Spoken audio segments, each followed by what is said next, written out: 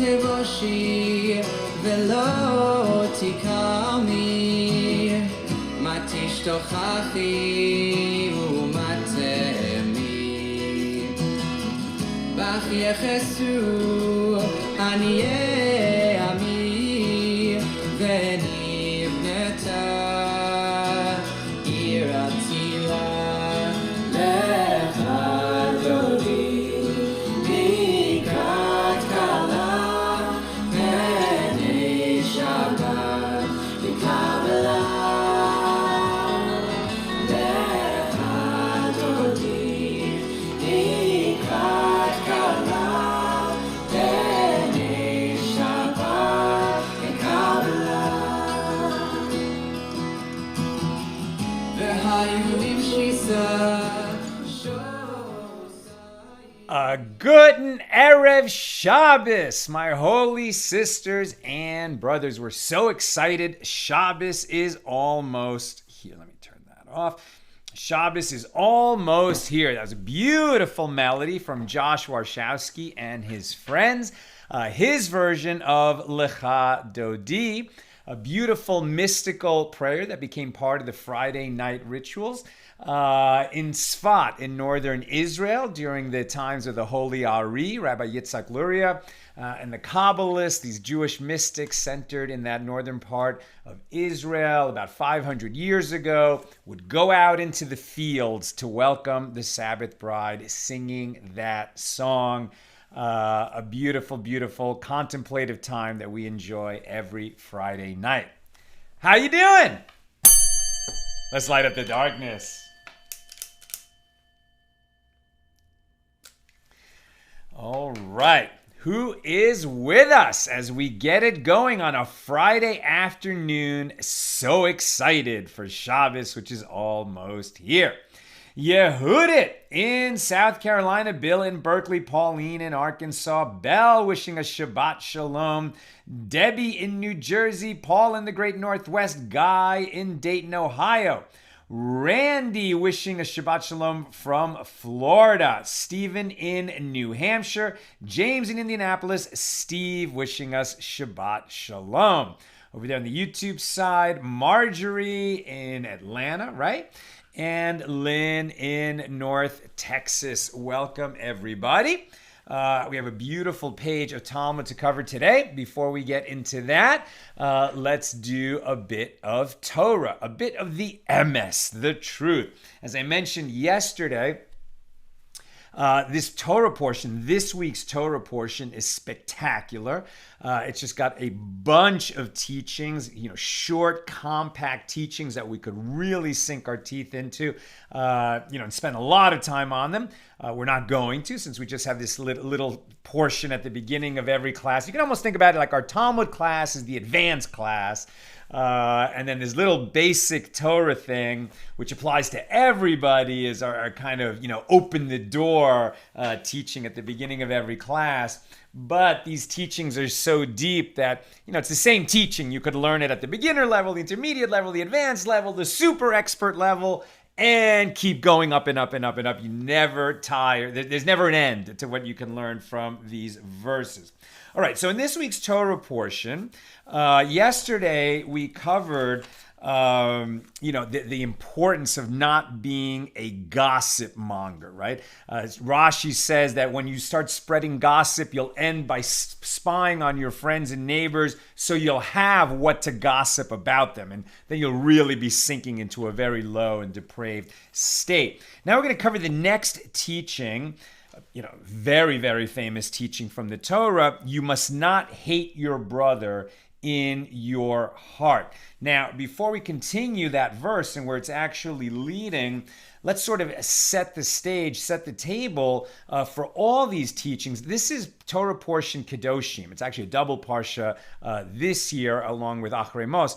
But Kedoshim, where these teachings reside in the book of Leviticus, also contains the line at Leviticus 19:2, speak to the entire congregation of the children of Israel, and you shall say to them, you shall be holy, for I, the eternal, your God, am holy.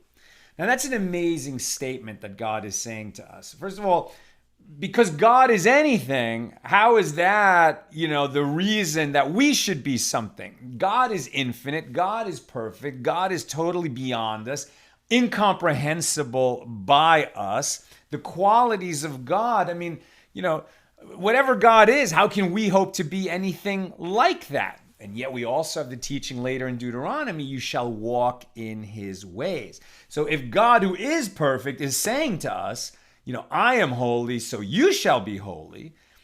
So then some aspect of holiness is available to us, right? It is available to us. He's told us that it is available to us. We can't be holy in the same way that God is holy, but some aspect of being a holy people is available to us. And of course, the Hebrew root, kadosh, this kuf dalet shin, that underlines kedusha, holiness, it really means set apart, right? That's what the word actually means. To be holy is to be set apart. God is absolutely set apart. There's nothing like God. Everything in the universe is within God, and God is beyond that, and infinitely so. We can't even understand the infinity to which God is beyond the physical universe. So God is certainly set apart. What does it mean that we are going to be set apart? And as we're told, we're set apart because we're given these commandments. We're given these teachings of the Torah. We're told to study them. We're told to learn them. And we're told to behave in these ways. Some of these teachings just, make intuitive sense. You shall not lie. You shall not murder. You shall not bear false witness. You shall not steal. Everyone would say that's obvious. But, you shall not wear linen and wool together. And we'll be talking about that today in our page of Talmud. That's inexplicable. We don't know why. We just do it because God said so. But by putting yourself on this path with a goal of achieving holiness, not only achieving holiness for yourself, for your family, for your community, but to somehow repair the world, make a tikkun in this world so that this world becomes habitable by God's revealed presence, right? We want to turn this world into a home for God where God is comfortable residing among us. And God is not comfortable residing among us when we're behaving badly. So it's, by doing what God has asked of us, that's how we set ourselves apart. That's how we emulate his holiness. Okay, how does that bear on today's teaching? You must not hate your brother in your heart.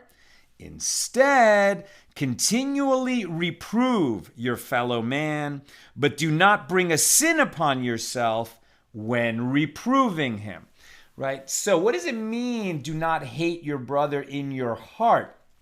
Does that mean I'm mad at him and I'm going to bear a silent grudge within me? Well, that's actually the next verse. You must not take revenge, nor harbor a grudge against any of the members of your people, but you shall love your fellow man as you love yourself. I am the eternal. So this idea about hating your fellow in your heart is actually not about a grudge. We'll come back to that in a moment. So what it seems to mean, you shall not hate your fellow in your heart, means when you hate his behavior, right? When members of your family, members of your household, members of your community, members of your tribe, members of your nation are behaving in a way that brings disrepute onto your people, your community, your household, etc., right? He's making everybody look bad because he's one of us and he's out there publicly behaving so bad. Okay, so that's where you don't hate your fellow in your heart. Rather, you have to reprove him. You have to rebuke him. You have to tell him what he's doing wrong. However, we're told you can't bring a sin upon yourself through this process. So what does that mean? It means two things. Number one, you can't stand silently by. You can't just let it go. On the other hand, you cannot humiliate your fellow. You cannot rebuke him publicly in front of others. And since the goal here is so that he changes his behavior, somehow you have to tailor the rebuke to the listener's ear so it has the maximum chance of actually affecting his behavior. Rare is the generation that knows how to take rebuke. Rarer still is the generation that knows how to give rebuke. It's very difficult, right? To get people to behave the right way through our words. What are we going to say to them that they're going to listen to and not feel judged and get mad at us? And then we become the last person they're going to listen to. And rather than bring them closer to elevated holiness, we take them further away from it. So it's very difficult chemistry, a very difficult proposition to offer rebuke in such a way that the person will listen to it. You shall not hate your fellow in your heart means you have to speak up when you see that your fellow is doing something wrong, but in such a way that he'll listen, that he won't hate you, and that certainly you won't humiliate him publicly, which according to our sages is tantamount to killing a person. Now, with this next verse, you must not take revenge nor harbor a grudge against any one of the members of your people, but you shall love your fellow man as yourself. I am the eternal. Now, Rashi has a very classic interpretation of what this means, the difference between taking revenge and bearing a grudge, right? So taking revenge is like this. I go to my neighbor and I say, oh, I saw that you have an electric saw. I'm doing a little project, building some shelves. Could I borrow your electric saw? And he says, no, it's a very delicate tool. I'm sorry, I don't lend it out to anybody. Okay. Next day, he comes over to me. He says, you know what? I'm building a project. I know that you're handy, and I need that special tap hammer to make a particular hole in the wall. Can I borrow your tap hammer? And I say to him, yesterday you wouldn't lend me your electric saw. Today I'm not lending you the tap hammer. That is revenge. That is taking revenge on your fellow. Second case, I go to borrow the electric saw. He says no. The next day he comes over. He wants to borrow the tap hammer. I say to him, sure, borrow the tap hammer. I'm not a selfish cad like you. Go ahead and take it. That's bearing a grudge. Neither one is okay, right? So the fact that he behaved wrong, or who knows, maybe he behaved properly, he didn't lend me that electric saw, he could see that I'm going to hurt myself, or it truly is a delicate instrument that if anybody but him uses it, it really could break. But I know I can lend him that tab hammer, and so when he comes to me, even though he didn't lend to me, I lend to him, and I do so with an open heart. That's how you fulfill this commandment here at Leviticus 19:17 and 19:18. All right, that's our bit of Torah truth today. Now let's get into our page of Talmud. Where are we holding? We're in Tractate Yoma, the 6th volume of the Talmud. These are the laws of Yom Kippur. We're still doing the commentary on the first Mishna of chapter 1, and we will be doing so for another couple days with God's help. And we were talking yesterday about whether or not the chamber in which the high priest is sequestered for 7 days prior to Yom Kippur, whether that chamber, which is essentially a residence for him, they pull him out of his house and he lives in that chamber in the Holy Temple for 1 week before Yom Kippur. Again, these laws only apply when the Holy Temple is standing in Jerusalem. Hasn't for 2,000 years, but we study the laws so we're ready. And so does that chamber where he resides for a week, does it require a mezuzah? And as we analyze that question, basically it came up that technically it doesn't require a mezuzah because it is not a residence owned by an individual. It's part of the Holy Temple, so it's owned by the nation.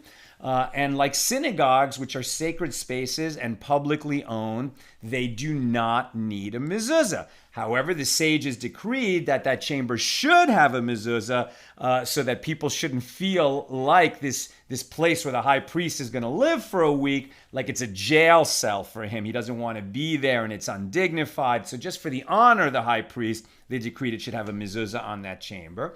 And most synagogues do have a mezuzah on them, even though technically it's not required. One explanation is because sort of traditional synagogues in the old days, you often had a caretaker who lived on the premises, and so it was a residence for a Jew, and therefore it should have a mezuzah on the front door. And another reason is even if they don't have that caretaker there, it educates the people about the mitzvah of mezuzah, and it just became a custom. It is not legally required, but it is a custom with a very strong force to have a mezuzah on the synagogue. Today, we're picking up this debate about whether or not synagogues need mezuzahs in the Holy Temple. And now what they're talking about is that there's a comparison made to the tzara'as of a building, right? So we've talked a bunch about biblical leprosy, not the same as medical leprosy now. This was the physical manifestation of a spiritual malady, usually tied to lashon hara, evil speech, wicked tongues, particularly gossiping and libeling other people, could lead to a person having this outbreak on the skin, which would require a purification process that included being quarantined from the rest of the community. And while they were in that state of tzara'as and it's in the ritual impurity that goes with it, they would actually have to call out to people, I'm impure, to make sure the social distance was maintained. So we've talked about tzara'as of the skin a bunch of times, but there's also tzara'as, and this was last week's Torah portion, of a building, specifically of a residence. A house could actually break out. The walls would have these kinds of stains on them, and they would bring a priest to see the walls of the house, and he would tell them whether this is just some kind of molded mildew or it's the actual Torah defined tzara'as. So if it was this condition, the leprosy of the house, as it were, they would try first intermediate measures, like taking all the furniture out of the house, all the possessions out of the house, so that they wouldn't receive that tumah, that impurity of the tzara'as that's on the walls. They would try to cut out the part of the house that was infected in that way.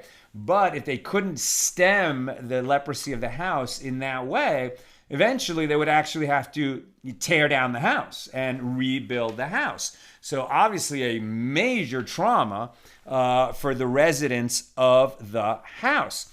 Interestingly, our sages interpret the tzara'as of the house in two ways. It sounds like a terrible, terrible punishment from above. What is the sin that the people who live in that house committed? And it was actually discussed on yesterday's page, although we didn't cover it in our class, that the reason a person might be struck with leprosy of the house is for the sin of stinginess. This example I was just talking about not lending objects that your neighbors need. A person who would never lend, would never be generous, with giving them the cup of sugar or use my tools or use my bed or use what you need. Somebody who had just fallen into miserliness and just being, so tight with their money and their possessions, that might lead to the leprosy of the house. And it's a kind of a punishment, and there's a quid pro quo because he didn't want to lend the objects that were in his house. He sort of hid from everybody what he really owned so they wouldn't know what his degree of wealth or comfort was.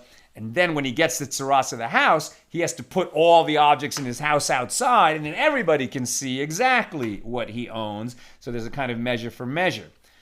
On the other hand, there's another interpretation of the tzara'as of the house, which is that it was a reward. And Rashi explains this else in that passage, that when they would tear down those houses or open up the walls to try to stem the tide of the tzara'as, often they would, not often, but it happened a bunch of times, that they in the walls found hidden treasure. Why? Because when the children of Israel came out of the wilderness, God granted the Holy Land to them, so the conquest of the land of Israel led by Joshua, and then the land, and they pushed out the Amorites and these other peoples who were heavily engaged not only in idolatry but even in child sacrifice and other abominable practices, such that the land spit them out, as it were. But before that conquest happened, those people thought, well, these Jews are coming in, maybe it's only going to be a temporary problem. We'll have to, flee from our houses, but eventually these Jews will go away or we'll defeat them and then we can come back to our homes. And, so what they did, they didn't take their wealth with them. They thought it would be more secure, like hidden in the walls. They would make openings in the walls, put in this treasure, and then plaster over it. And then, of course, these people didn't come back and they didn't defeat the Jews. And hundreds of years later, the Jews who had come in and, moved into these abandoned houses would have a tzara'as problem. And then they tear open the wall and then they're rewarded with all this hidden treasure that's been lying there for hundreds of years.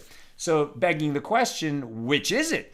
Is the tzara'as of the house a punishment for the sin of being stingy? Or is it a reward for people who are living at a very exalted and holy level, and they go through like a sort of difficult process, but they end up finding this treasure in the walls of their own house? Are they being rewarded or are they being punished?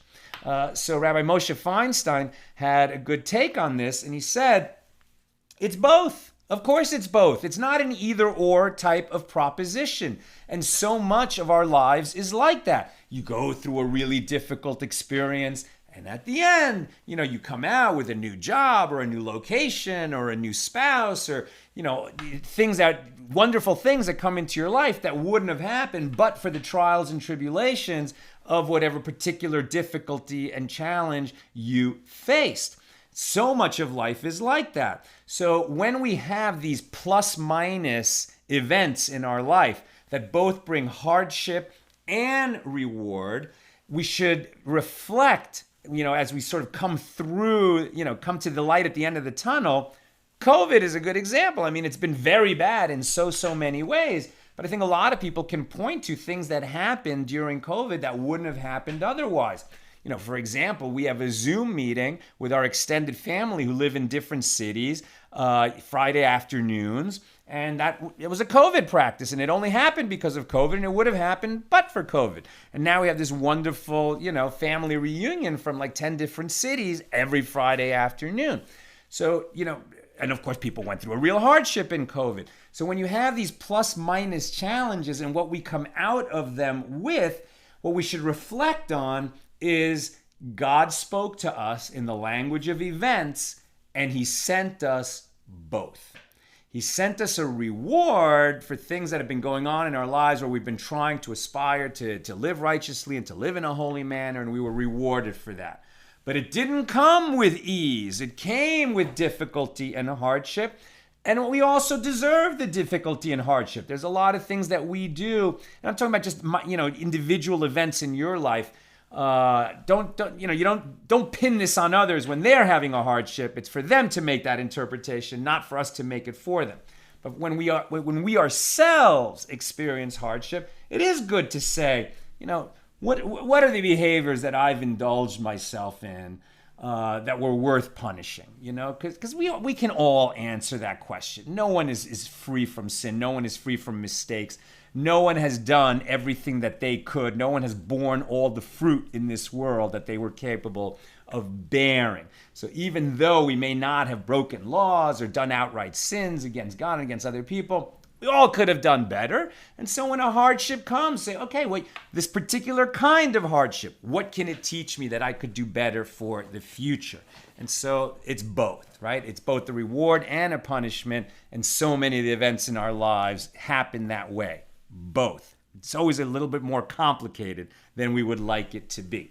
All right, so on this subject of the tzara'as of houses, we're on it because as the sages asked the question about synagogues and the holy temple itself, we were wondering, do they need a mezuzah? And so now the sages are tying the question of mezuzah to the question of tzara'as. Why? Because tzara'as is only going to come down on a house that has an owner, right? So it could be partners, or it could be an individual owner, but it has to have an owner for it to have tzara'as according to the Torah. If there's not an owner, then it's not a building that is susceptible to tzara'as because nobody's going to learn a lesson from it since there's not an owner, right? So that's the question is, do they have an owner?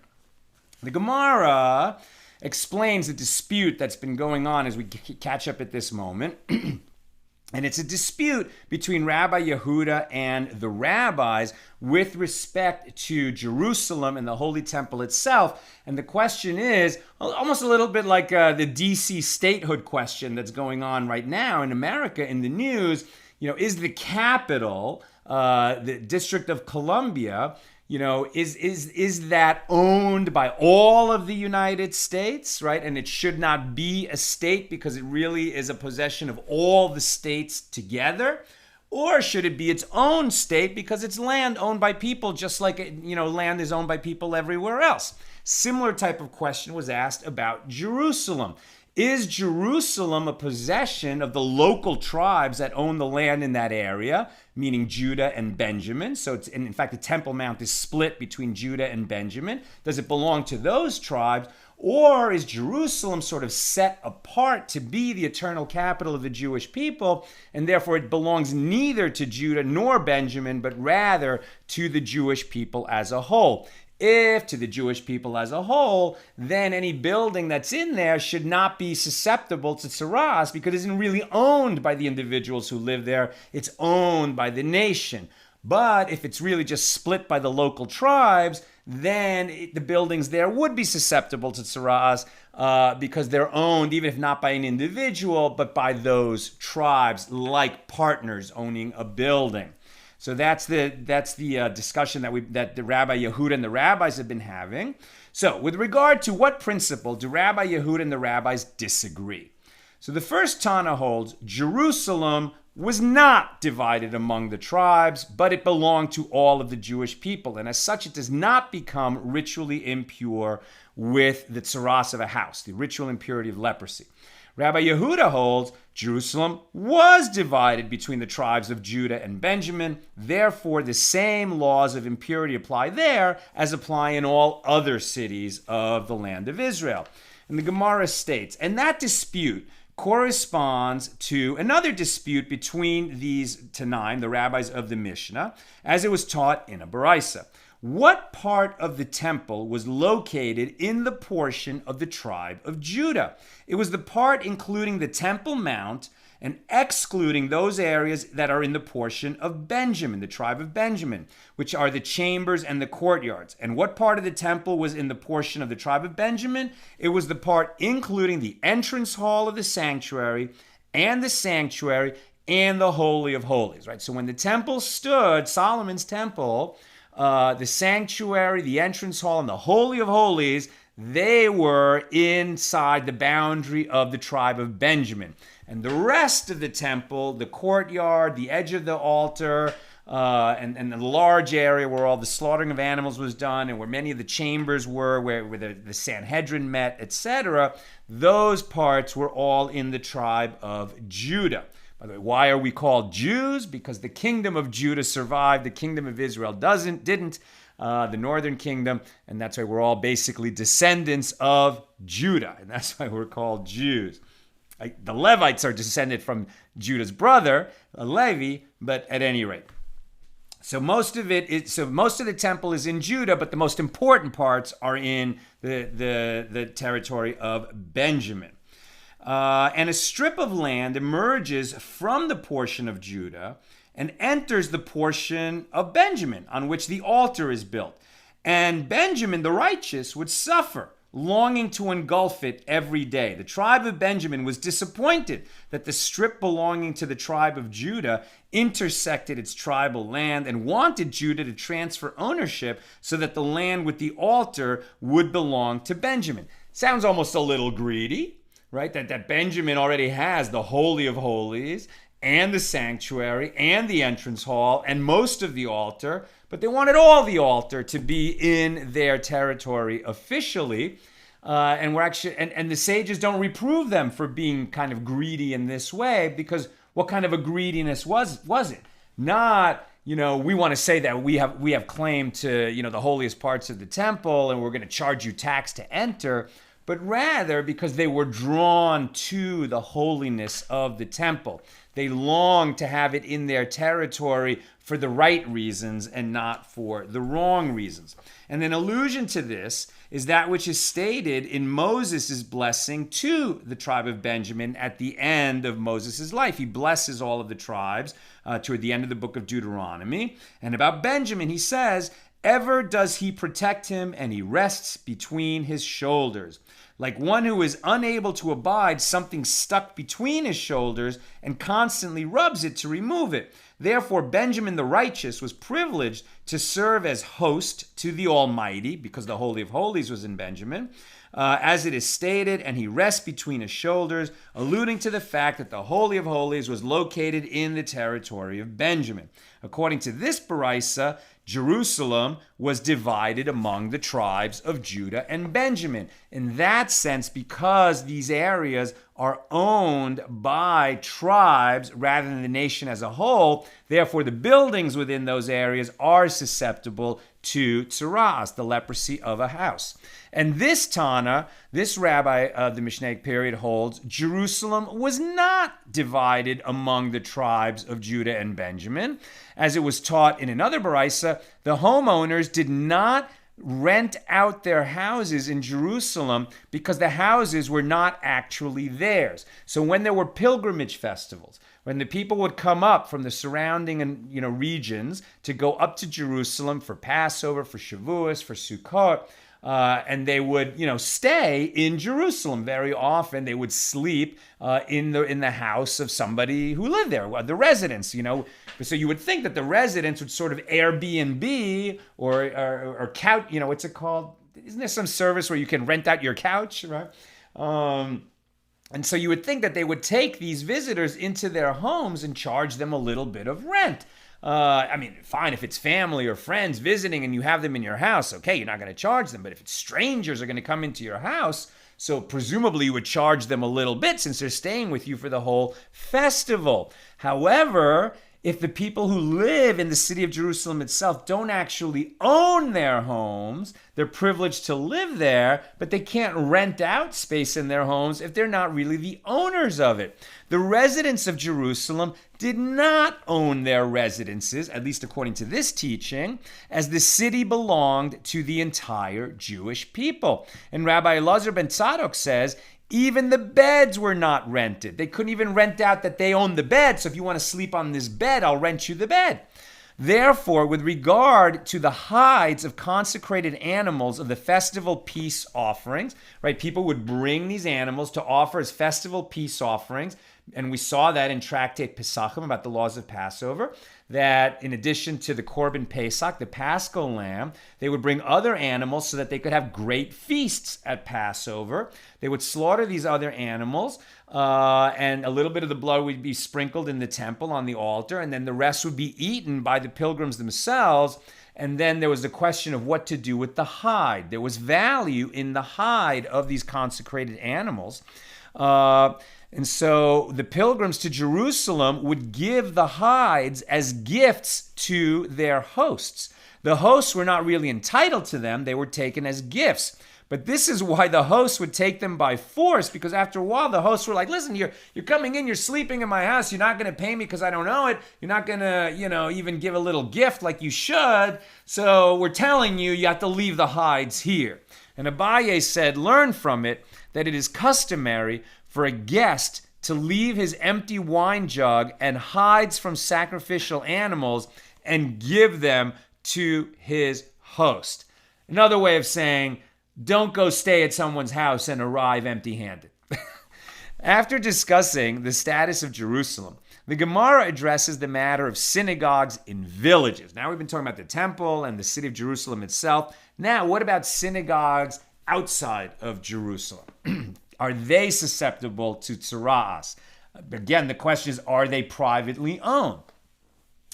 And do the synagogues in villages become impure with the impurity of leprosy? Wasn't it taught in a baraisa as follows? It is written, when you enter the land of Canaan, that I give you for a possession, and I put the plague of leprosy in a house of the land of your possession. That's Leviticus 14:34.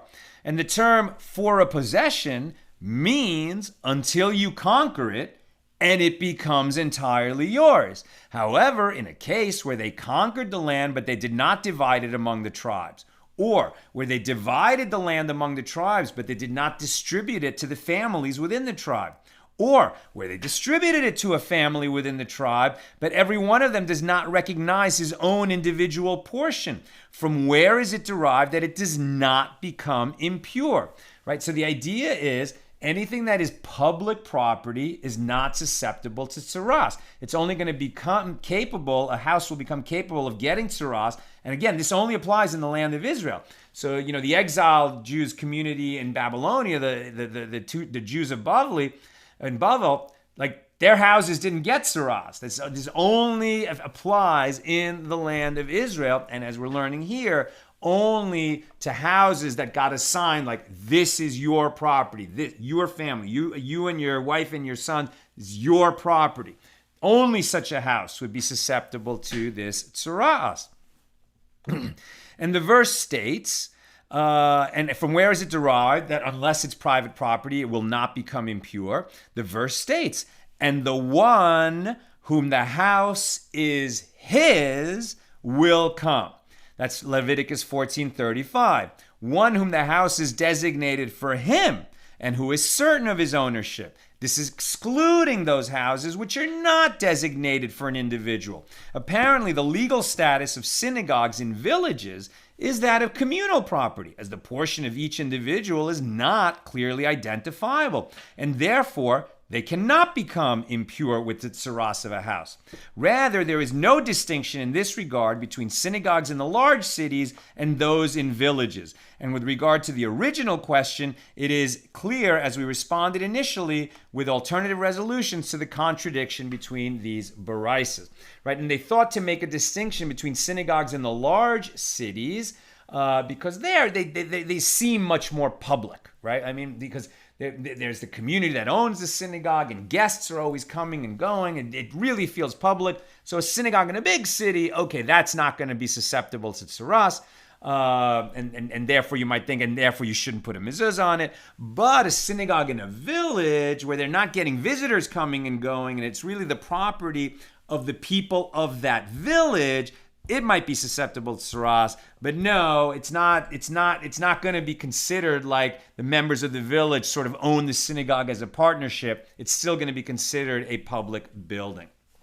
Now we return to the Mishna and the sequestering of the high priest for the 7 days prior to Yom Kippur. It was taught in the Mishna, they would designate another priest in the high priest's stead in case the high priest should be disqualified due to some kind of impurity that prevents him from entering the Holy of Holies or even the temple itself if he's tameh.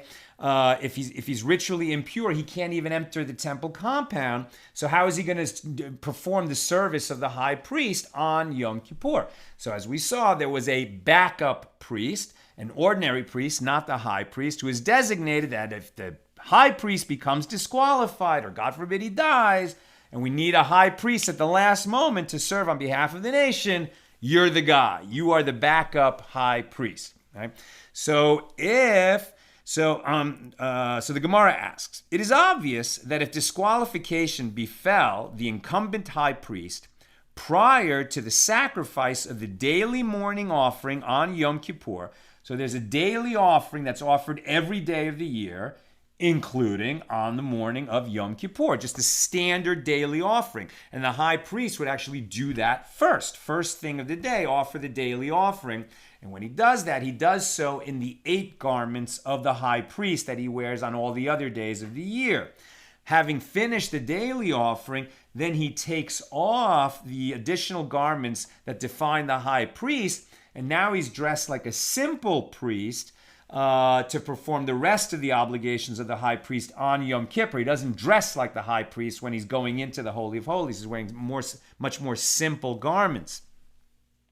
So the question that's being asked is, okay, so if the high priest, so here we go. So it is obvious that if the disqualification befell the high priest before he sacrifices the daily morning offering on Yom Kippur, that the way we initiate his replacement, the backup high priest who's now going to become the high priest, is that we put the clothes of the high priest on him, and he brings the daily offering that morning, and now he's been initiated into the office of the high priest.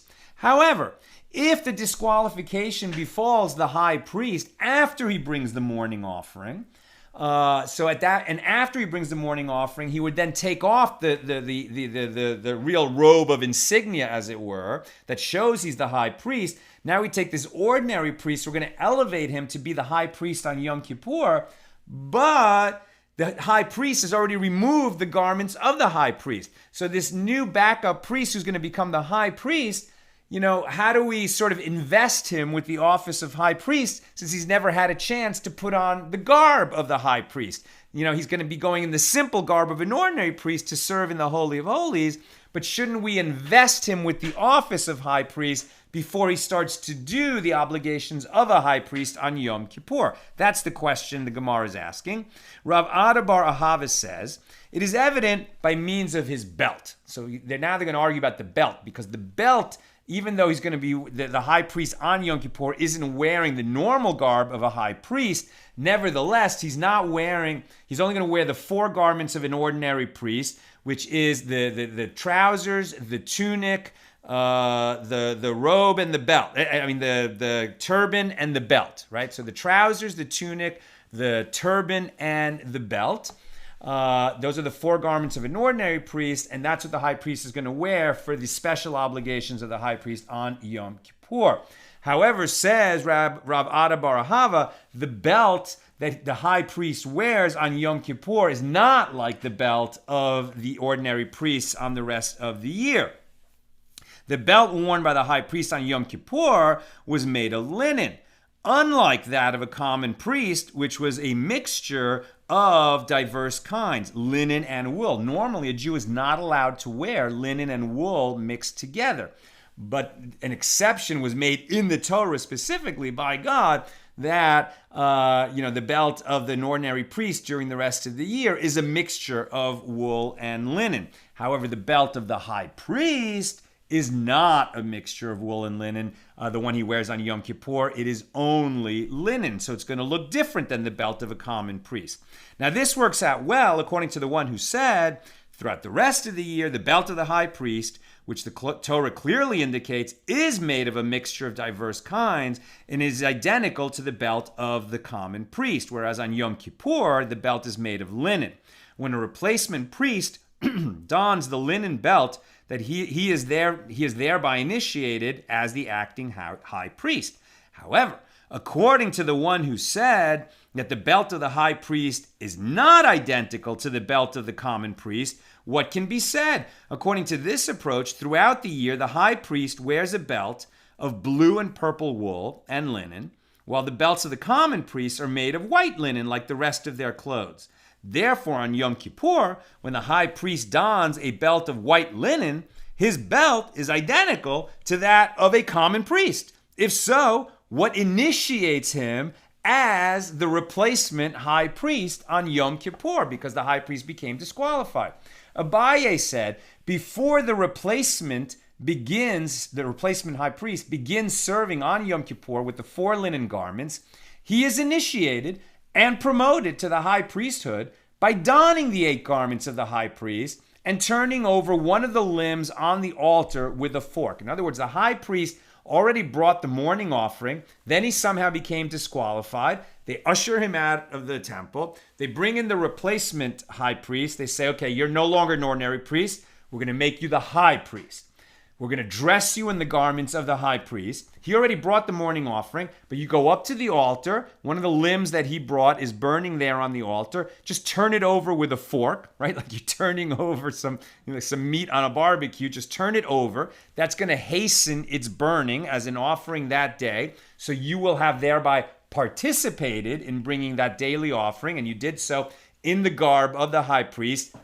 Now you're initiated as the high priest. Come back to the changing room, take off the special garments of the high priest. Now we're dressing you for Yom Kippur in the ordinary garb of an ordinary priest, but you've already been initiated as the high priest.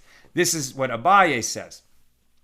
And this is in accordance with the opinion of Rav Huna. As Rav Huna said, a non-priest who turns over part of the offering on the altar with a fork is liable to receive the death penalty because he engaged in the temple service, which is restricted to the priest. So by this priest participating in that offering, this is a way for him to be part of that daily offering as the high priest, and so he's initiated.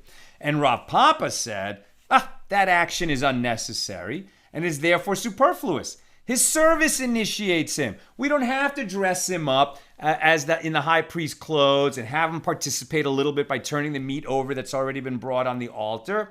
He doesn't need to do that because as soon as he steps out, even in the ordinary garb of an ordinary priest, which is what the high priest wears on Yom Kippur, as soon as he steps out in the role of the high priest, he's initiated as the high priest. We don't need to dress him up in the special garments that high priests wear every other day of the year. The fact that he's performing the duties of the high priest on Yom Kippur will signal to everybody, including him, that he's the high priest today. Right? He's the high priest now.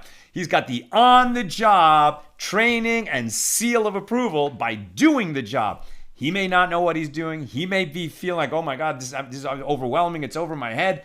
But he was appointed the backup priest. He was trained and prepared for it. And even though it's like a big elevation, a big promotion on the day of Yom Kippur itself, he's there, he's in the job, and he's thereby initiated just because he's on the job. This is what Rav Papa says. Now, wasn't it taught in a Baraisa with regard to all the sacred vessels that Moses made, their anointment with oil consecrates them. From that point forward in the generations after Moses, new vessels did not require anointment to be consecrated. Rather, their use in the temple service initiates them and renders them fit for use. Here too, with regard to the high priest, his service initiates him. As soon as he starts doing the job, he is the high priest, right? And sometimes it's a great lesson for all of us. Sometimes we feel like, I wanted this job. I finally got the job, but now I have to actually go out there and deal with the people and present myself as, this figure of authority. I don't really know if I got it. So you fake it until you make it. You are the high priest, so start acting like the high priest. You don't need any special ceremony. What we need right now is a high priest who's on the job, right? The original high priest somehow became disqualified. The backup was appointed for that job. Now you're in. You are the high priest. Okay, we skip down a little bit toward the bottom, toward the end of page 12. And the Gemara returns to the initiation of the acting high priest. And the sages taught in a Tosefta, if a disqualification befalls the high priest, and they appointed another in his stead, right, as we were just discussing, and then the cause of the disqualification of the high priest is resolved. So the high priest, the original high priest, became disqualified, or he seemed to be disqualified. They elevated the replacement high priest. He started to perform the obligations of Yom Kippur. And then they realized, the original high priest, he wasn't disqualified. It's not that he became impure and became purified, but rather we were afraid that he became ritually impure. And then we realized we made a mistake. He's fine. He can serve. Now what do? We brought him out of the temple. We elevated the backup high priest. Now he's starting to serve. Then it turned out we made a mistake. The high priest is fit to serve. He is the high priest, the anointed high priest. So should he go back in and resume his job? If so, what do we do with that backup high priest who was elevated to the role of high priest? So if this happens, what do? The original high priest returns to his service. Okay, so the original who was supposed to do the job, and we made a mistake thinking he might be impure, but he's not, so he goes back and starts his job again. Now, with regard to the second, the acting high priest, all of the commandments of the high priesthood are incumbent upon him. He serves wearing 8 garments, and it is prohibited for him to let his hair grow, to rend his garments in mourning the death of a relative, to subject himself to impurity imparted by the corpse of a relative, or to marry a widow. This is the statement of Rabbi Meir. See, the issue is once you take, even on this temporary acting basis, that this backup designated priest who becomes the high priest on Yom Kippur because we thought the first priest was disqualified, so now he became a high priest. Once you become a high priest, you can't unbecome a high priest. So since he became the high priest, all the obligations that appertain only to a high priest now fix themselves to him. He has to conduct himself like a high priest. So in this situation, we now have two high priests. That's problematic.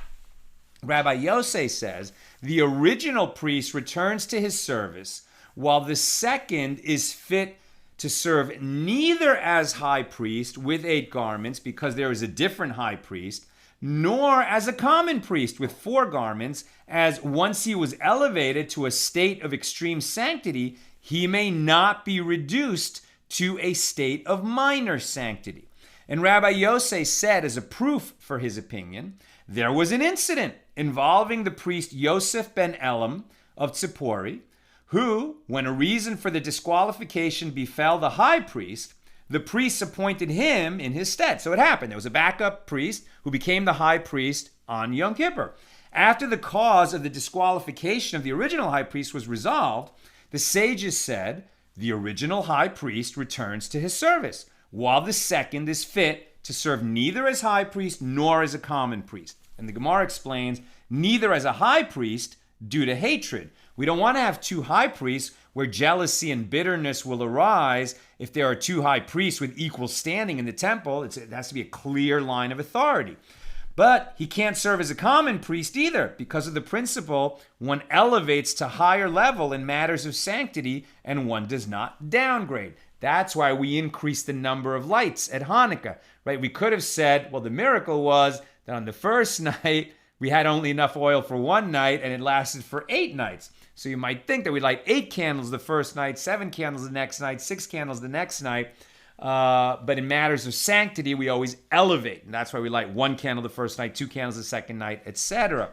And so since this backup priest has been elevated to high priest, we can't demote him, right? According to that principle. I am almost done. So if you got comments or questions, get them in. Rabbi Bar Chana said that Rabbi Yochanan said, the halacha, the law, is in accordance with the opinion of Rabbi Yosei, that the original high priest returns to his service while the backup is fit to serve neither as high priest nor as a common priest. And Rabbi Yosei concedes that if the second priest violated this provision and he served as a high priest wearing the 8 garments, his service is valid.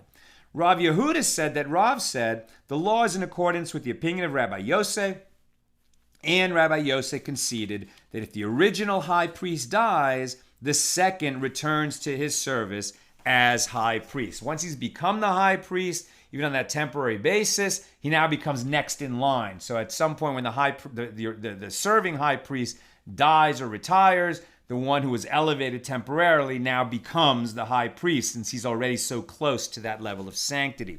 And the Gemara asks, well, that is obvious. Clearly the second priest may serve as high priest after the first one dies, without concern that their rivalry will generate hatred between them. The first one is dead.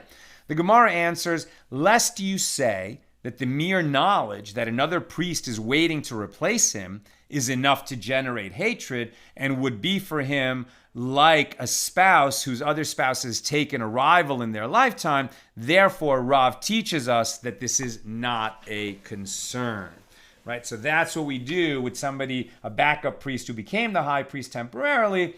He has to, withdraw from being the high priest. The original high priest goes back to being the high priest. But this guy who was elevated temporarily can't go back to being an ordinary priest. So he's going to live in that kind of special zone where when they need another backup, when they need another priest to step forward to be the high priest, it will be him. And if for some reason he serves as a high priest on any given day, his service is valid. Okay, let's go to comments and questions. Okay.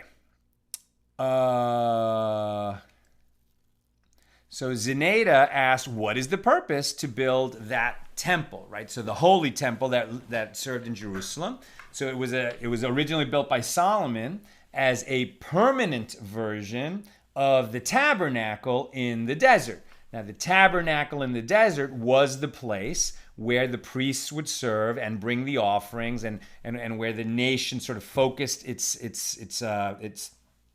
It's spiritual attention, right? And where there was this nexus between heaven and earth. Eventually, but it was a tent, it was temporary, and so it was meant to eventually be replaced. And it was King Solomon who merited to build the temple. It stood for over 400 years. Then there was the exile to Babylonia for 70 years, and then the second temple was rebuilt. And so between the tabernacle and the two temples, for about 1,200 years, we were able to fulfill all these obligations listed in the Torah, which can only be fulfilled when there's an altar in the temple and these offerings and sacrifices can be brought. Once the second temple was destroyed, you might have thought that Judaism would end. I mean, so much of what Judaism was up until the destruction of the second temple was based on a system built around the temple. But it was the brilliance of the sages to see, you know what, we've reached a stage in our evolution where God said, you don't merit to have a temple, but I will never abandon you. So the service that we performed in the temple, or that the priest performed on our behalf, was then replaced by the daily prayers of all the people. And the altar was replaced by the dinner table in the family home. And so we should treat our dinner tables as a sacred place where we, learn together and show our kindness to each other. That's part of the divine service. Bill, there's one thing you learn in theater that carries over to serving in liturgy. If you act like you know what you're doing, everyone will assume you do. 100%. 100%. Right? And there's a whole theory, psychological theory, about how we become doctors and lawyers and bankers and programmers. We go to school and we receive a certain amount of training. But then that first day on the job, we feel like phonies. Like, if anybody really knew how little I know, maybe we're too busy working to question ourselves. But we don't really fill out we don't really embody those professions until we've been at them for a while.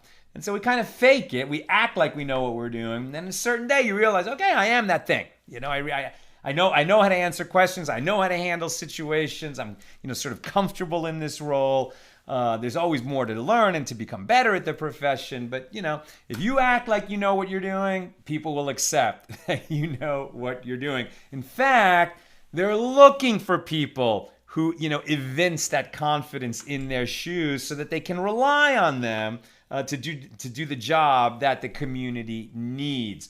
But sometimes, you have to put up kind of like a brave face and just realize, you've got the training and you received this job and this role for a reason. People believed in you. So even though you may not feel confident yourself, just fake it till you make it, and you will. Bill, how was the high priest selected generally? Fantastic question. Obviously the first one, Aaron, was selected by God. But then which son, was going to become the next high priest? Who's going to become anointed? In the second temple period, it became a totally corrupt thing, as we saw, and that's why there were over 300 high priests in the second temple period. But in that first temple, 420 years or 410 years, and there were only 18 high priests. So somehow God selected them. And then, but how did that wish get translated? Were the prophets involved? Was the previous high priest involved? Was the king involved? I think it was not standardized, right? So they were at different times, they were chosen for different reasons. But we'll be studying that question more closely when we get into the divine service, more granularly later in our journey. Sharon, is the backup high priest always the same person? They don't rotate the backup role to others. I suspect they do. Or there was it said they were it says here that they were who was the backup was chosen by the other priests. So was that a vote, or was it like the senior most that everyone accepts has the most authority? Or was he the one that was able to choose? A little bit unclear. Maybe we'll learn more about that, in the next few pages. But it's unclear to me, who got that role. I'm not sure. So I can't answer the question, but perhaps we will see. I do not have this book memorized from the first time that I went through it. Okay, my friends, that's what I've got for us today. With God's help, we'll be together again tomorrow night, as always, about an hour after Shabbos ends here in LA. It's going to get later and later. I'm going to try to shrink that preparation window as much as I can so we don't start too late. So my target is 9 p.m. Pacific, which is actually less than an hour after Shabbos ends. But I'll try to get on the air so that the East Coast people, it's not getting ridiculous midnight, 12:30, etc. I'll try to get on the air by 9 p.m. Pacific tomorrow night. Have a great Shabbos.